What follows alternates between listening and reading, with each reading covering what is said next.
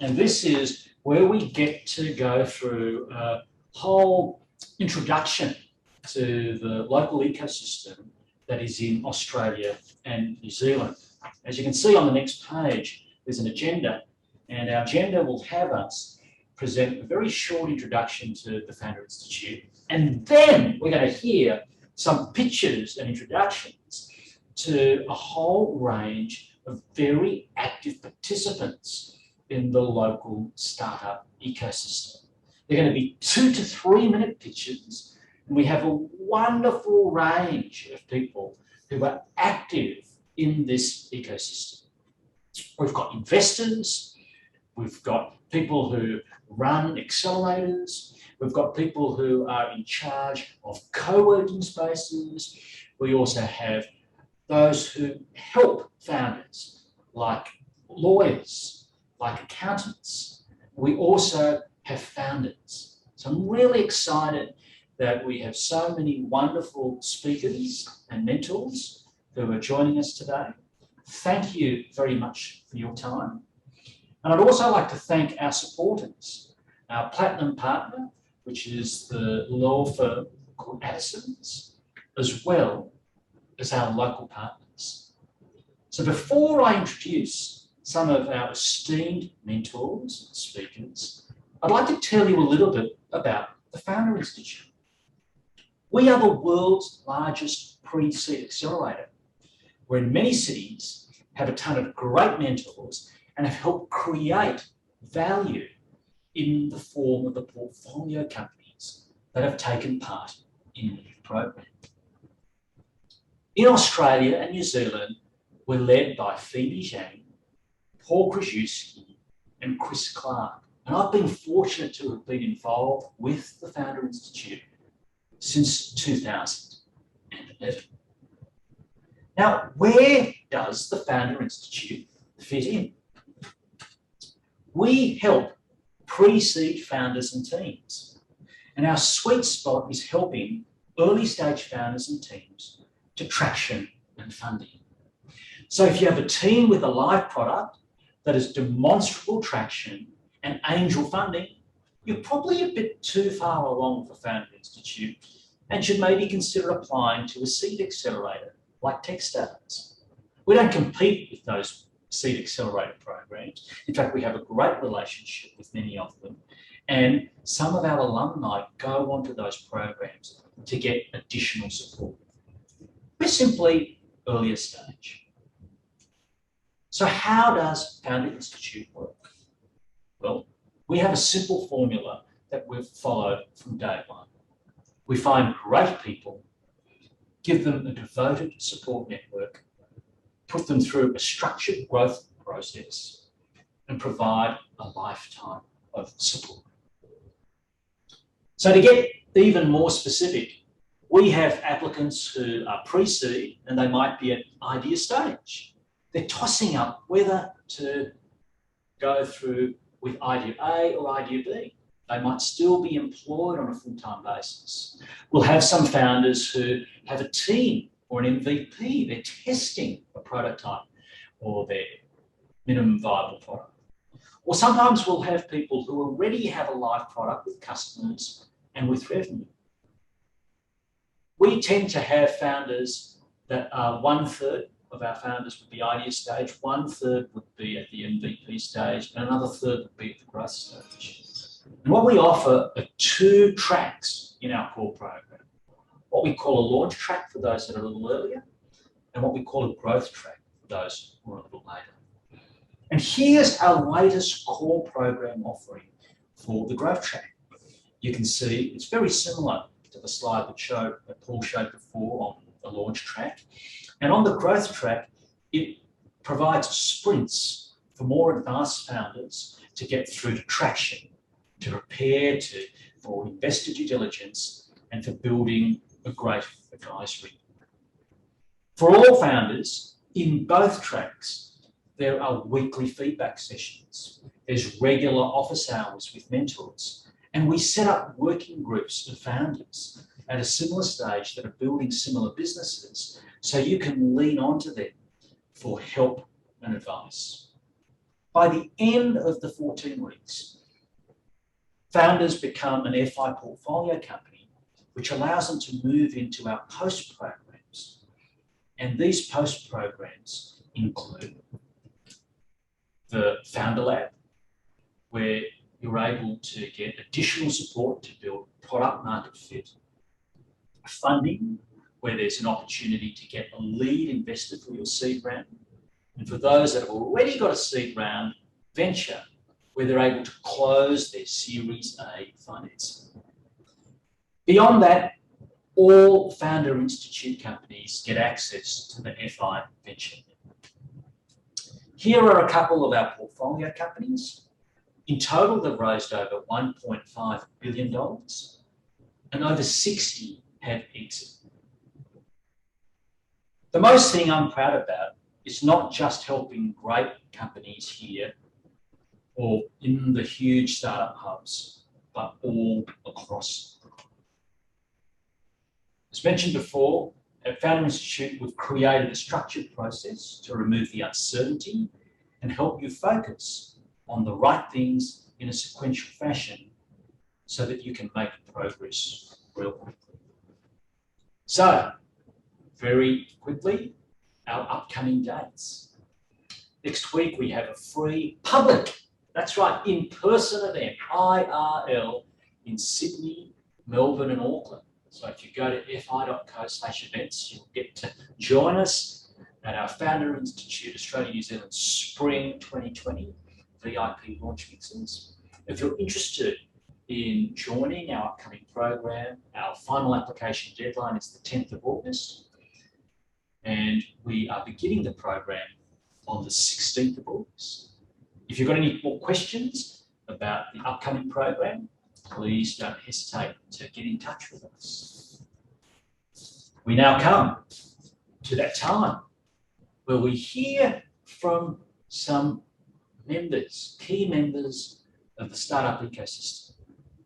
And I have the privilege of firstly introducing all the way from Texas, United States, Maxine Minter. Very nice to see a lot of faces here, and excellent to have the opportunity to share what I focus on in the ecosystem with everyone joining us tonight. So I'm a pre-seed investor, and pre-seed to me, I think of it as proper American style pre-seed. So what that means is pre-revenue, pre-product. I look to back Australia's most ambitious founders and bear hug them with resources as they think about building their global company. In my day-to-day, as Benjamin mentioned, I split my time between the US and Australia, so I'm active in both ecosystems.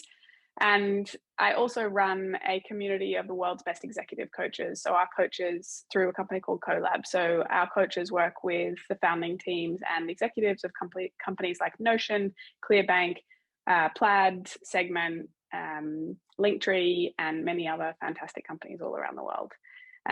The thread between all of that is I think founding teams are the most incredible substance in the entire universe, and just want to do everything I can to accelerate them as fast as possible. So please reach out to me.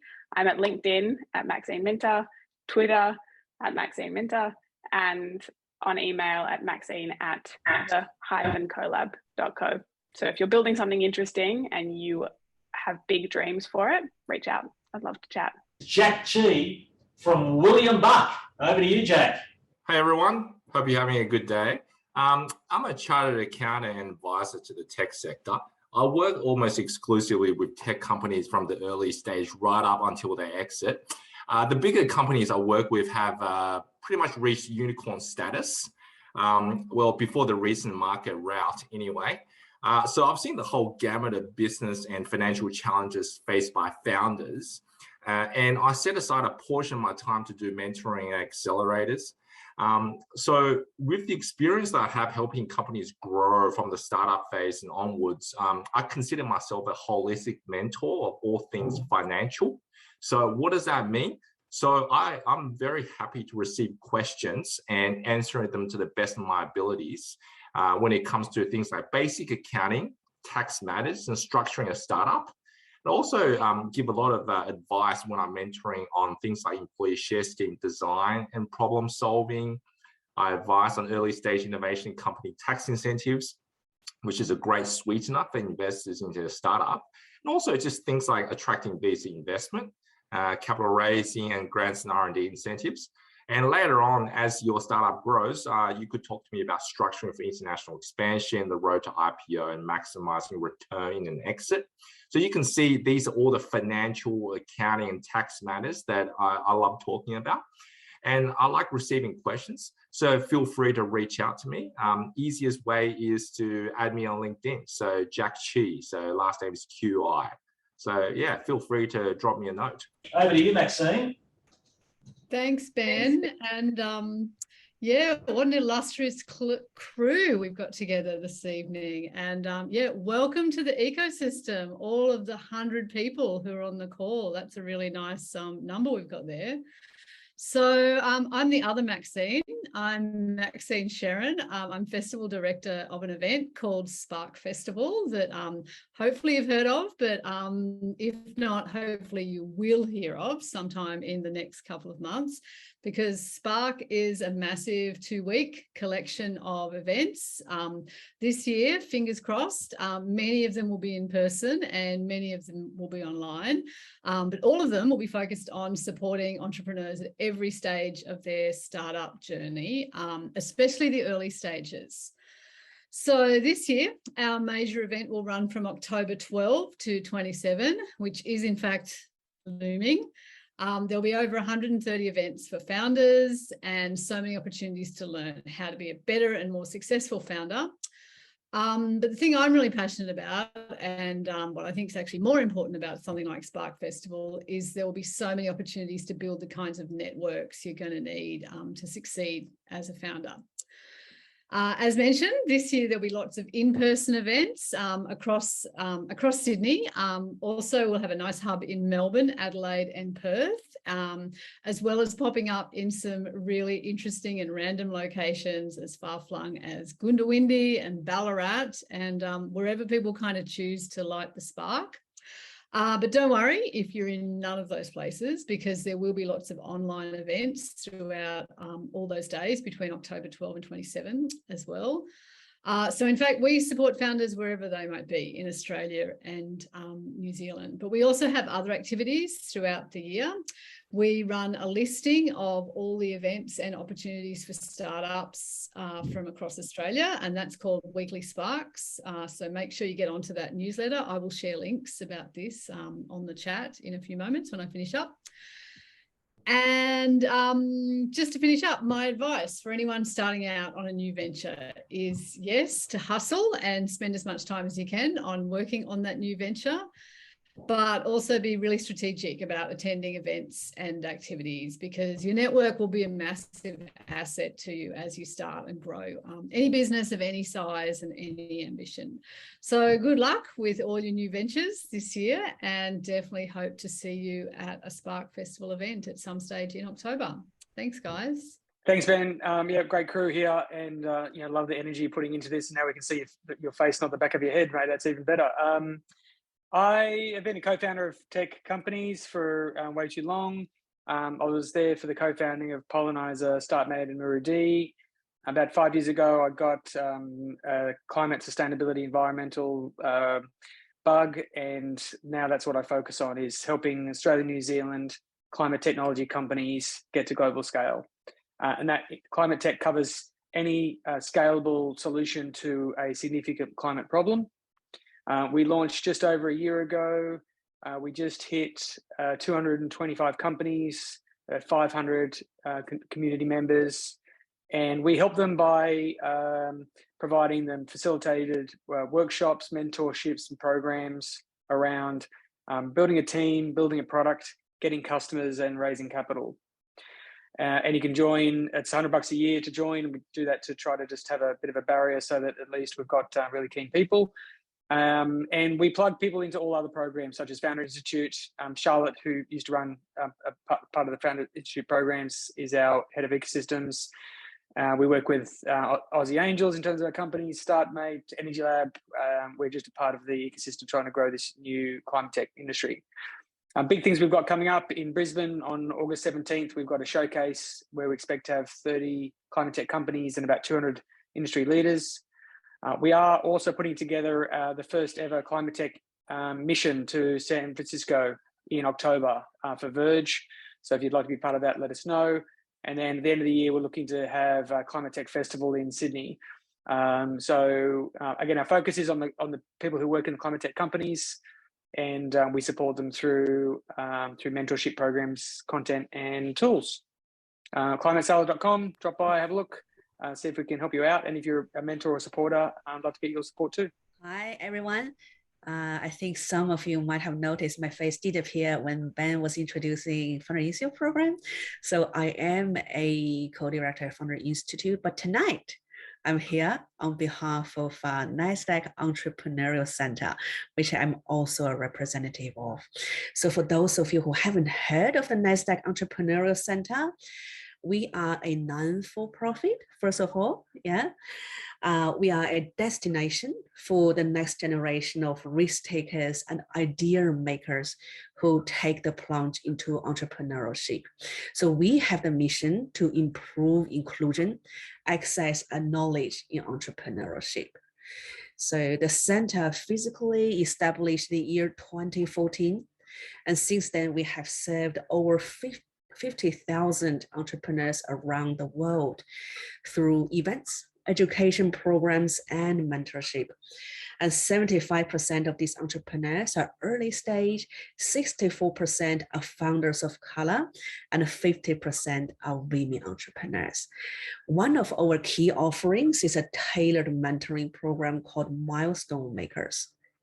We offer this program 3 times a year to assist selected founders to achieve their next milestone.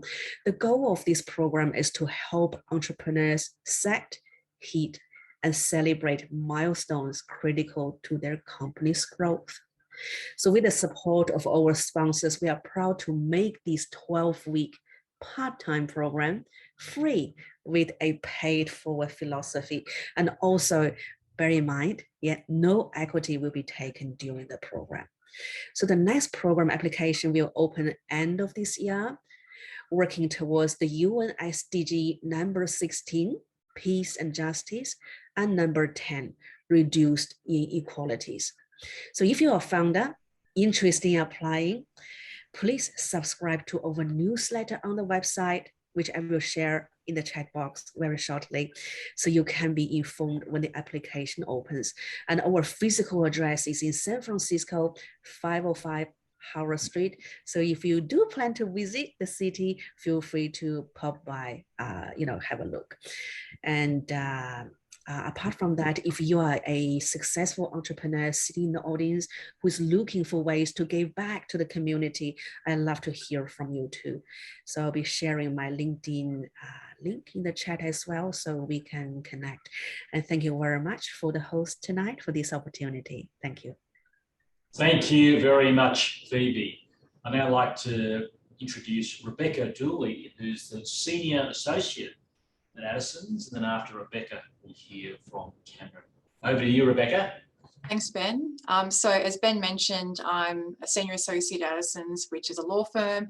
I am specifically a commercial and corporate lawyer, and approximately 1/3 of my practice is in relation to startups. We mainly act for the startups, or we mainly act for the company. Occasionally, we do go to the dark side and act for VCs and other investors. Sorry, Ben. So in terms of the work that we do with startups, we assist startups for all of their legal needs, from incorporation to exit, and absolutely everything in between, including, happily, funding rounds. So an example of that is we were recently privileged to act for Car Next Door in relation to their exit to Uber. And Car Next Door was a company that we've acted for since their Series A funding round back in 2015. And it's certainly very exciting to be involved as a lawyer. And I have to say my hat off to everyone here who's considering becoming a founder, because I am the most risk-averse person that you'll ever meet, which is probably what your lawyer what you want your lawyer to be, but certainly not what you want a founder to be. but it's always exciting for us, even as the advisors, to be involved in these big milestones for startups, such as, you know, funding rounds and hopefully the ultimate end game for most of you, an exit. Sometimes we also help out with less exciting elements, legal elements, which are also just as important. So things that we describe as business basics, so employee share option plans, terms and conditions, privacy policies. I'm personally not a IP lawyer, but we have an excellent IP team here that assists startups with trademarks and those sorts of things. I'm also honoured to be a mentor with Founder Institute, and so I present the legal and IP session that occurs as a part of the Founder Institute program, which I personally think is thrilling, but I'm not too certain the participants feel the same way. So we were it was mentioned that perhaps we should make some comments about what we're seeing in terms of the startup ecosystem right now. And I think you'll be pleased to know that from our perspective, given all of the press around funding rounds and what's happening with in Startland right now, we are still seeing funding rounds happening. They are just taking longer than than previously. And whilst I certainly can't comment on valuations, that's probably more Jack's remit as a lawyer. From our observation is valuations do seem to be taking a dip. So please, I'm always happy to have a chat. I love talking about this stuff. You'll probably have to ask me to stop talking. So please feel free to reach out to me on LinkedIn. That's Rebecca Dooley at LinkedIn, or if happy for you to just Google me, I'm on Addison's website and you'll find both my mobile number and my email there. Excellent. Thank you very much, Rebecca, and you've been a real friend of founders as well as the Founder Institute. So I'll turn to Cameron, and then after Cameron, we're going to have Nicola. Cameron from Startmate. G'day. Amazing. Thanks so much, Benjamin. Great to be here, everyone. I can see with the list of speakers here tonight, so many familiar faces who I think are in some way connected to Startmate as well. So as Benjamin mentioned, I'm the Student Fellowship Associate at Startmate. So essentially my role encompasses trying to get the most talented and ambitious students from across Australia and New Zealand into the startup ecosystem, whether that's joining a startup or founding a startup as well. A little bit of context about Startmate. So Startmate is an accelerator that was founded in 2011. Sort of exists to supercharge the most ambitious founders from across Australia and New Zealand. We invest $120,000 for a 7.5% equity stake, valuing the company at $1.5 million unless previously raised. Relatively industry agnostic as well. You'll sort of see if you go through the portfolio companies, a wide variety of industries have been touched there. And we've invested in over 170 companies to date, with a collective portfolio valuation of $2 billion plus. Beyond the accelerator side of things, Startmate exists to really, we really want to grow the startup ecosystem here in Australia and New Zealand. We think it's such an amazing time to join the startup ecosystem, and it's great that all of you are here this evening.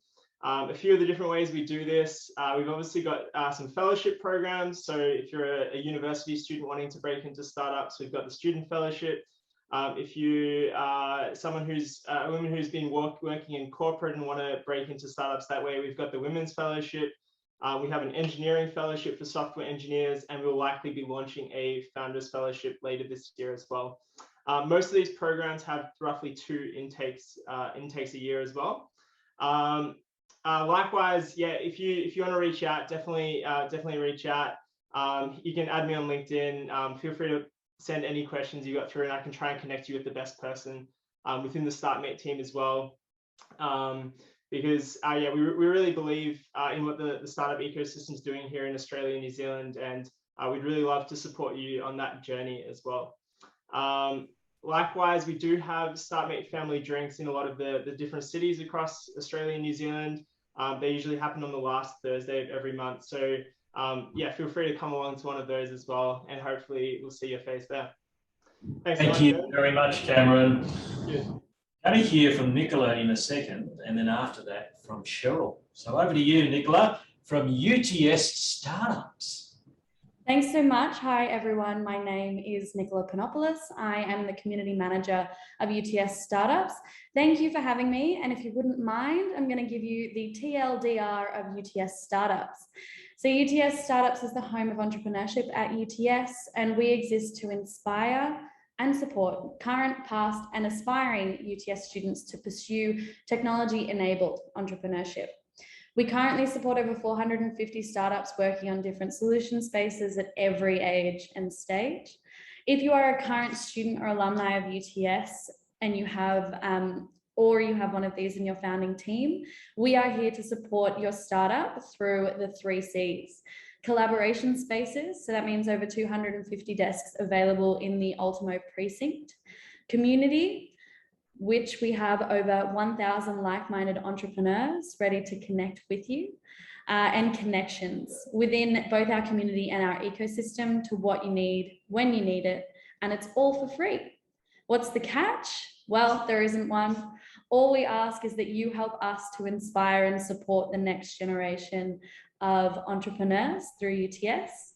If you're interested in hearing more, join our Startups Festival that's happening this month. Visit startupsfestival.uts.edu.au, and I'll pop this in the chat, and jump in on our upcoming events, many of which are open to the public, as well as our mailing list to hear more. Drop us a line at startups@uts.edu.au and we can chat, or find me on LinkedIn. Thanks so much, everyone, and I look forward to connecting with you in future. Please make welcome Sheryl Mack, a good friend of mine, firstly. She's been a co-director of the Founder Institute here, and she is also Aussie Angels. Oh, wow. Thanks, Ben. Hey, everyone. So yeah, my name is Sheryl. I am an early stage investor here in Australia. You might notice that I don't sound Australian, but I promise that I am. I was born and raised in Canada and moved here about 7.5 years ago. And since then have been super, super passionate about supporting the Australian ecosystem. So I've been involved with the Founder Institute for a number of years, first as a mentor, and most recently, the last couple of years as a co-director. So I'm hugely supportive of what Founder Institute has done and is doing in the community, particularly at that pre-seed stage and supporting founders to get to that next stage. I'm also the CEO and founder of Aussie Angels. We are a platform that supports angel investors to create and manage their own syndicates. So that means that we are powering the next generation of early stage investors who are powering your companies that you are building. And that's something that I am so excited about being able to do over the next couple of years. I'm also a mentor for a number of founders and have really been super active in the space. So if you're interested in any type of angel investment, I'm the one to come talk to. And I know most of you, or so many of you will be once you're done the program for Founder Institute. So yeah, come and chat to me. Thanks. Thanks, Ben. I hope you've all been enjoying the evening so far. It's awesome to see some great community members here as well on the call as well. By way of introduction, my name is Varun. I'm a Community and Marketing Associate at Earlywork. And you're probably asking yourself what Earlywork is at this point. Well, before we get to that, I want to run you through a pain point, which I faced personally as a student. For me, it wasn't up until about the 4th year of my degree that I saw, sort of tech and startups as a viable career option. And the problem was I didn't have a community. It was one of the single biggest gaps for me working in the tech and startup ecosystem across Australia and New Zealand. So what is Earlywork? It's a home for thousands of people across Australia and New Zealand, helping young people build the careers of tomorrow across tech, startups, and social impact. Indeed, as both a founder or an employee. And I think our core vision is that we believe that every young person across the planet deserves to build a meaningful career and make a positive dent. And we do this through sort of 3 core pillars: our content, hiring, and our community. To date, we've launched 78 newsletters to uplift the tech ecosystem and the literacy of young people across Australia and New Zealand. In addition, we have a highly curated jobs board as well as a talent pool, connecting startups with the brightest young talent. So indeed, if you're a founder looking to make your next hire, feel free to reach out to me after the call. And last but certainly not least, our community. With over 3,500 people across our Slack platform, it's the perfect place to find the pulse on tech and startups across Australia and New Zealand, and indeed to meet other founders as well. If you're keen on finding out more, feel free to scan the QR code that's on screen. I'll also drop a link in the Zoom channel as well. Thank you, and I potentially look forward to meeting you in the future. Alan is the interim CEO of Fishburns. Over to you, Al. Hi everyone, I'm the friendly Alan Jones and I am indeed the interim CEO of Fishburners. I've been involved with Fishburners since it was first founded in 2011. A couple of days after it was registered as a business name, it was registered as a charity. And so Fishburners is an organization which has a registered charity. It does its level best to survive, and once it's surviving, it tries to provide a home to work and a community to support early stage founders from their first aspirations to work in startups through to their first idea for their first startup, through to helping them find their co-workers and co-founders, through to helping them get introduced to the rest of the startup community. I'm speaking to you now from Fishburners. It's open 24 hours a day, 7 days a week. Here in the Sydney startup space above Wynyard Station. This entire building is full of various organizations that support startups. So if you haven't been to visit Fishburners, you owe it to yourself to come in and visit the Sydney Startup Hub, because in this same building, there are many other organizations here to support you in different ways and to make you feel like that you are less alone and more likely to succeed as a startup founder. Until the end of June, I wasn't the interim CEO of Fishburners. I was an active tech angel investor, and I have participated as an angel investor and as a founder in so many different ways in the startup industry in Australia. And this is a 6-month gig for me to give back and help an organisation that I care so much about. It matters to me because there's been so many parts of so many different journeys that I've been involved in, with startups, with startup founders, with accelerator programs, with investors, with events such as these. So if you're wondering when you should come and visit Fishburners, probably the best time of all to do that is one of our public events. Every second Friday night, we have the famous Friday night pitch night at Fishburners, where you'll see 3 to 4 startups pitch, usually on a common theme. You'll pay only $15 for a ticket. You'll get all of the cheap pizza you can eat and all of the fairly decent wine and beer and soft drinks that you can consume. You'll also be thrust into a room full of between 80 to 150 people. So if it makes you feel more comfortable to wear a mask, we do support people who want to wear a mask in our crowded public spaces. We also are very committed about being open and inclusive, and so I can say, because we just agreed on this handshake principle, Fishburners is now the official home of the Australian chapter of Out in Tech, and that's something which makes me and the whole Fishburners team very proud. So I want to encourage you here as somebody considering or entering a Founder Institute program. Founder Institute is a thing that's been around in the Sydney tech startup community for many, many years now. It provides tremendous value, and I hope to see you get an enormous amount from it. Thank you. Good evening, and thank you, Ben. So I'm the founder and CEO of First Avenue Ventures, which is a boutique venture capital and advisory firm here in Melbourne. And I also play a role as one of the venture partners with Annie Cavalier for Founder Institute here for Melbourne. So since starting our company, First Avenue Ventures, 5 years ago, we've invested in over 25 startups, mostly in the seed stage. And we also provide advisory support for these companies where we think we can unlock unrealised value for them. I was actually also asked just to provide a bit of guidance for early stage ventures in the current environment. And a few people have talked about this already, but I'll start with a quote, and I'll maybe do my best Ben impression. The finest steel has to go through the hottest fire, which I actually thought was a Game of Thrones quote, but actually from ex-US President Richard Nixon. And look, everyone's talking about company valuations at the moment. You can't pick up the AFR without reading about valuations either in the public or private space, as well as the lower number of funded deals that are happening out there. But for perspective, Q1 was still the biggest funding quarter in the history of Australian startup funding. So we're coming off a huge peak, and we're still significantly higher than when the market was prior to 2020. And we're retreating to what arguably is a much more sensible position. The other thing to add for you, budding startups out there, is there's still a lot of dry powder out there. VCs still have funds to deploy for the right companies. But these companies are obviously being asked to be more sensible with the funds, to give everyone longer runway in this environment.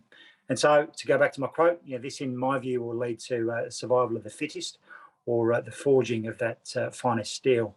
And you only need to look at the companies that came out of the last US recession to see, what's possible, whether it be Airbnb, Uber, MailChimp, Square, WhatsApp.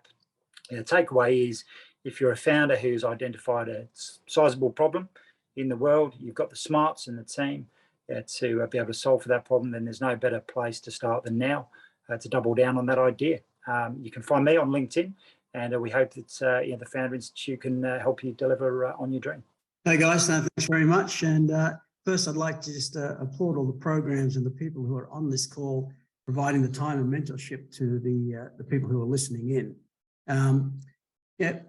I'm representing the Founder Institute here today as a mentor myself. And my background is after having like 30 odd years in the US, I've just returned home. It's like 3 years ago now. And we lived a different experience in the US in the year 2000 when everything took a dump. Everybody around town had to do something different and start up their own companies to survive. And the give first mentality that happened there was certainly what made me successful in my career in having multiple startups. And that's what we have now in an online world, that you can get access to those mentors that we had on the ground in Colorado that helped us get our companies going. Access to the angel networks that we just heard about, the different programs that will get you going. And this is from the incubator stage up to the acceleration stage. Now, as an original mentor at Boomtown in the States, we actually lived a lot of this stuff too. As we had our company's success, we gave back to that community. And that's what this is, the Founder Institute is doing here now, and all the programs that you guys are hearing about on this call. Techstars and those guys also start over in the US, which we're involved with. Now that I'm back here, I've got an accelerator program called SunRamp up on the Sunshine Coast. And people say to me, why the Sunshine Coast? Because it's very quiet up here. And it's because a lot of things happening up here are very similar to Colorado back in the day. With undersea cable coming in the connectivity, things like that, there's an opportunity to grow this area similarly. And so in that support of the program, we've got companies going through it. I kept and maintained my connections into the US. So there's a landing pad in Denver to take companies overseas when they are ready. And that's important because you've got to land somewhere that's friendly, get the support of legal and that in a new area to become a Delaware company or whatever. And so that support is invaluable. And that's what we do with our programs. I've done a couple of pilot programs here based off the back of the Cable Labs Accelerator UpRamp. And that's where we look for companies who help us select companies who come into the SunRamp program with the idea of getting them into revenue versus capital raises. So we grow them versus a demo day. It's getting deals for these companies where we can on the acceleration side. So that's pretty much the background where we're at now. I've had a couple of pilot programs here in the health tech sector. As I say, I've had a couple of companies on my own. I've invested in a number in the States, which are still sort of on boards for and stuff, but we're here to help wherever we can and mentor those companies who need that support. With that, my LinkedIn is Ron Hill, AUS at LinkedIn, and happy to sort of step in and help where appropriate. We've now come to that point of the evening for Q&A, and I can see a couple of questions that have come through here, and I'm inviting our panelists to share from their experience in response to some of these questions. So let me start off with one of the first questions, and this is around the slicing pie. And I can see that Alan has been very quick to answer this question in a written fashion, but perhaps he can provide a short verbal overlay. So I'll ask the question. We're a bootstrap startup. This is from Zahir. We're a bootstrap startup running on Slicing Pie, which I assume is Mike Moyer's book on how do you cut up equity splits and how do you distribute that. My question is how open angels or VCs to take on or be part of startups that make use of the Slicing Pie model, especially if raising a small ticket only, say to cover cash costs only. Alan, do you want to provide a bit of a verbal overlay to the answer that you typed? Happy to, Benjamin, and you know, the panel may all have different opinions on this, but this would be mine. For those people that haven't heard of Slicing the Pie, it's a great book. It's a often useful model to help early stage startup teams get started without spending too much time on lawyers and accountants and getting a formal cap table together and a share registry and so on and so forth. And basically the way the model works is you kind of agree, everybody in the team kind of agrees that they earn a little bit of the future business in return for the amount of effort they put in or the value of the effort they put in over time. And so the question is around, is that going to put investors off if the startup is still at that stage? And broadly speaking, my answer would be it may not put off experienced tech investors, but it may still be, if there is that and some other concerns about investing in business, it may end up being, the straw that breaks the camel's back on from the investor's perspective. So always investors are thinking about, I've got this much money to invest in the market right now. My goal is to get this much capital invested in this many startups in the next period of time. And so it's never a question of investing in every investable company that you see. It's more about over that period of time, what are the most investable companies that I see. And as founders or co-founders of a startup, your goal is trying to make your company as investable as possible, to be the most investable company that investor sees in that period of time.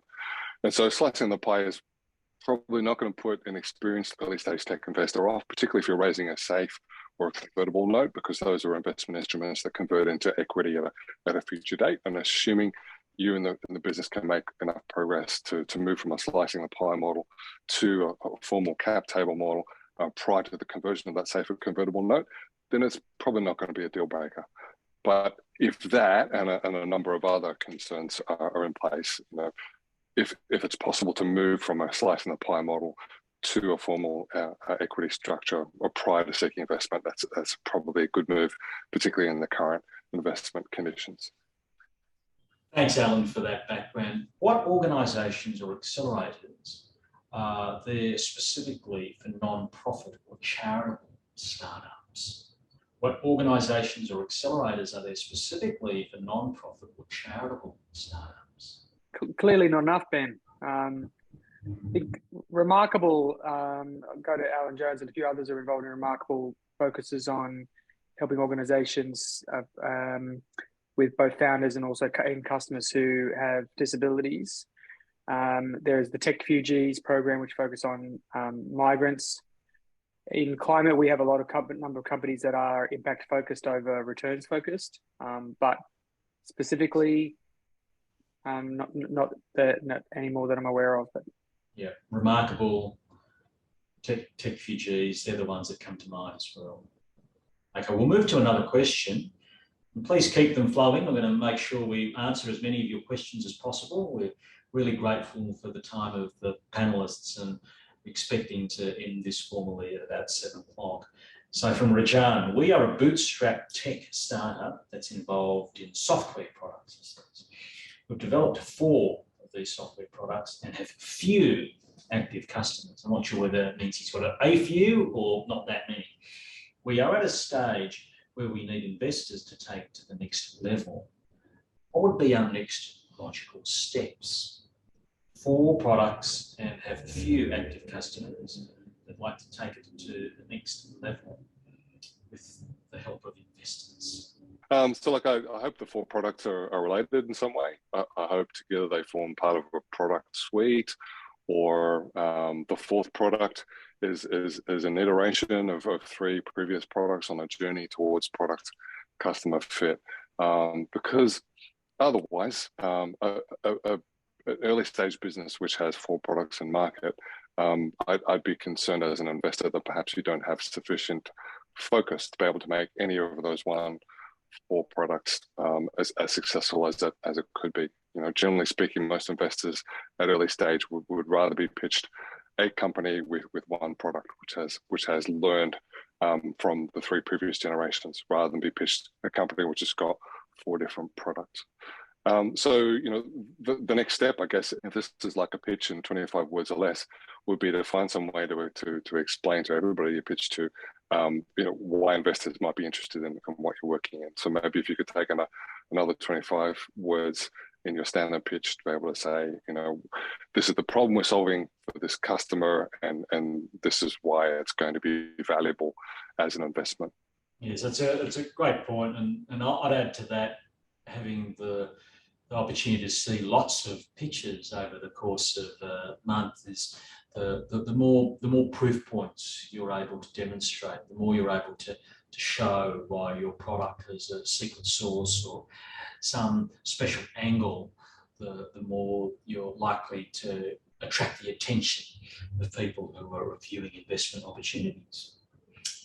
A great question here from Lisa. I'm a scale-up mentor and board advisor in B2B SaaS, software as a service. What are the best scale-up books I can recommend to people I work with who are mainly CEOs and founders?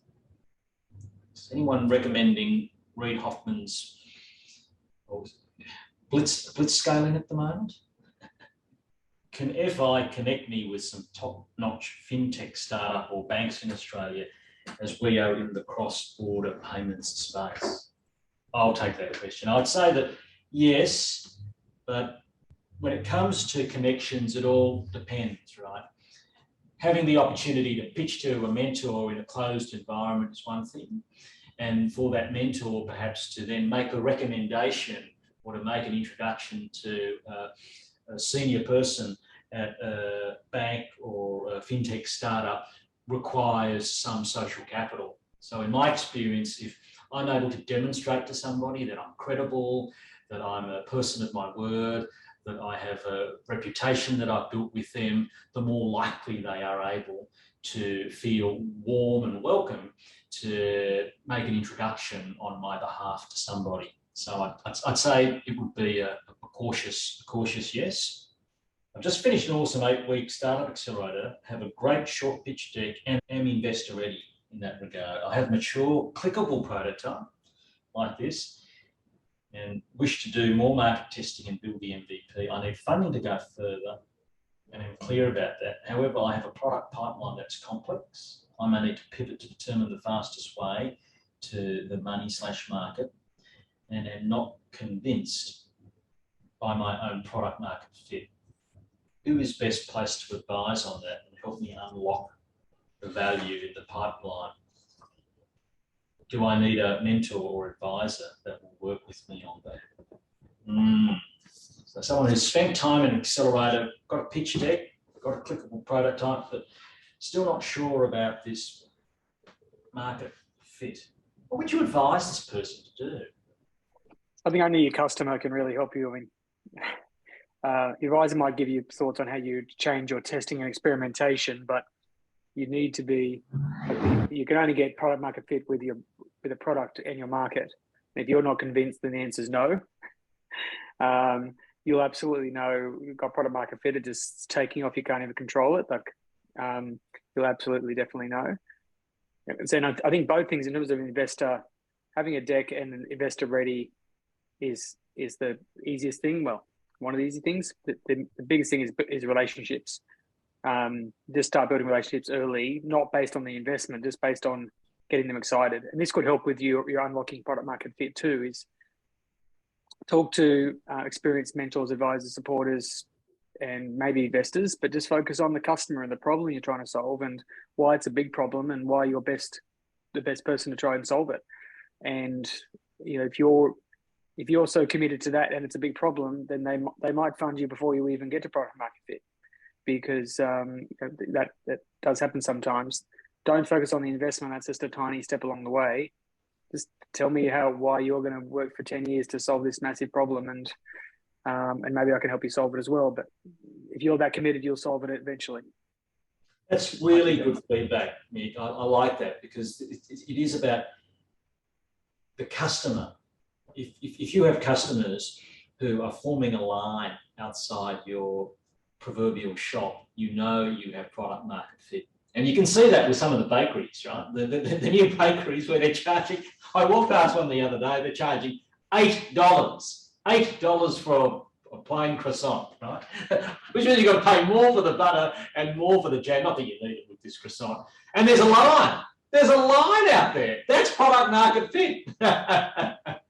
So That's I croissant think Ben fit. That's definitely the case. Oh, I might need to get a new belt. So yes, spending time with the customer, and I think to take it in a really practical sense, it's finding multiple customers who are similarly who have the similar issue, because then that suggests, oh, I'm not building this for one particular customer, one particular person. I'm building it for lots of people who have the similar problem.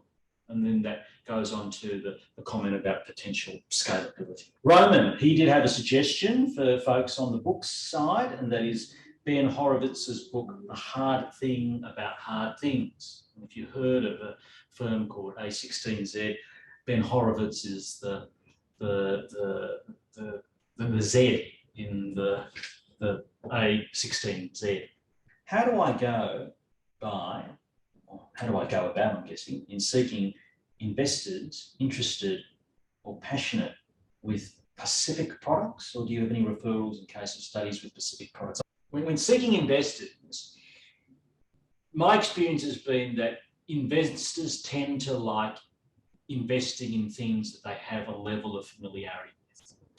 Therefore, if an investor has invested in a B2B SaaS company, they are more likely than any other investor to make another investment in a B2B SaaS company. Why? Because they've developed a specialty or an understanding of B2B SaaS companies. So therefore, if you're developing something in the world of XYZ, my advice would be look at investors who have also made similar investments in that field of X, Y, and Z. And I would add to that a little bit. I mean, in my experience, a lot of investors will look at companies and they want to go to the yacht club after and tell their friends about this great company they found that solves all these world problems and say how wonderful it is. And it's sort of like getting into that emotional side of these investors at times in the vertical that they're keen on. And so if you understand that they've invested in health tech before or other verticals that it excites them, you fit, you go after them. And a lot of the angel groups will identify those people within their groups, like Rocky Venture Club or those sorts. And when it's a portfolio managed type investment angel groups, they will tend to identify those for you.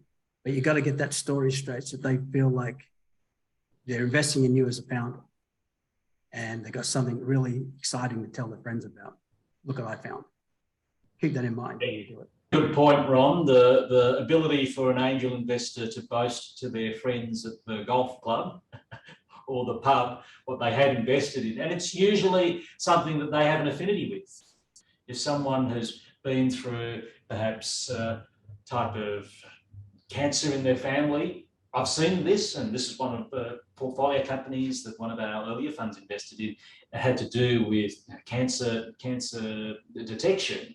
Well, people who had that in their family were very keen to be an angel in that company. I really like the comment, Mick, about obsessing about your customers. It's really, really difficult to go out of business if you obsess about your customers and provide real value to them.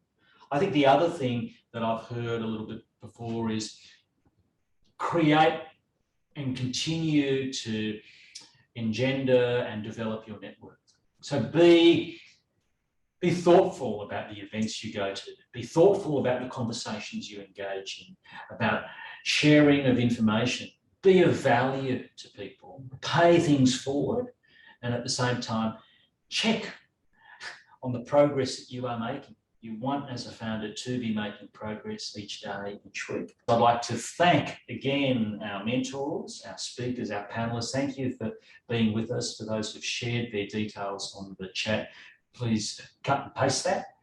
And if you've got any questions about the Founder Institute, please check out the fi.co website and do reach out to us. I'd like to thank you for joining us tonight and wish you a wonderful Tuesday evening, and may all your founding dreams come true. See you later.